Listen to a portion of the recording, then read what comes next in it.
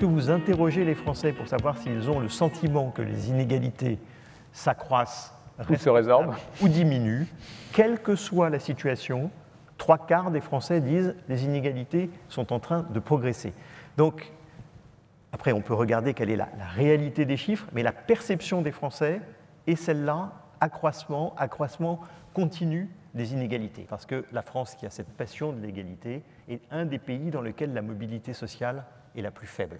Il y avait eu une enquête qui est sortie il y a quelques mois qui montrait qu'il fallait 6 générations pour une famille pauvre pour arriver à la classe moyenne. C'est beaucoup plus que dans les autres pays dans lesquels la mobilité sociale est plus forte. Et je crois que c'est ça un des grands enjeux qui est devant nous. Et c'est aussi, quand je vous entends, un des apports du secteur du bâtiment. Nous allons aller chercher 15 000 jeunes et moins jeunes dans les quartiers prioritaires de la ville pour leur offrir un contrat à durée déterminée ou un contrat d'apprentissage, de professionnalisation.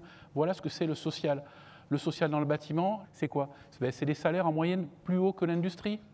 Un jeune, quand il rentre dans le secteur du bâtiment à 17 ans et demi après un CAP, il touche 10 à 12% de plus que le SMIC. Vous allez me dire, ce n'est pas faramineux, mais c'est son premier salaire. Voilà, le social, c'est le bâtiment.